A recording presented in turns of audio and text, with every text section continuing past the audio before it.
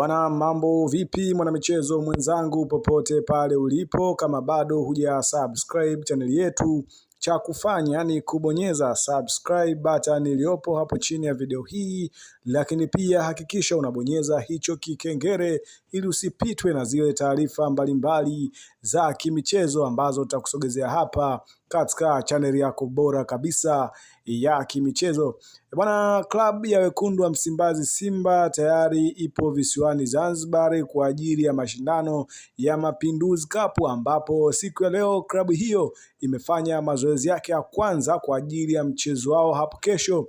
dhidi ya Mafunzo. Mchezo huo utapigwa katika uwanja wa New Amani Complex. Klabu ya soka Simba imefanya mazoezi ya mwisho ili kujiweka fiti, na tumeweza kuona viongozi pamoja na wachezaji wa klabu ya soka Simba wakitaka morali, huku nahodha wa klabu hiyo Shomari Kapombe akieleza ni namna gani walivyojipanga kwa ajili ya mashindano haya ya Mapinduzi. Moja ya lengo lao kubwa ni kushiriki vyema mashindano haya, lakini pia ni kuweza kutwaa ubingwa na kuweza kuwa na kombe la Mapinduzi, ambapo kwa sasa klabu ya soka ya Dar es Salaam Young Africans ndio mabingwa watetezi wa kombe hili, ambapo tayari wameshacheza mchezo wao wa kwanza, lakini pia tumeweza kuona wakiweza kupata ushindi katika mchezo wao wa kwanza, huku mnyama Simba Sports Club anaenda kukutana na Mafunzo Football Club, ambapo mchezo wao utapigwa mapema katika uwanja wa New Amani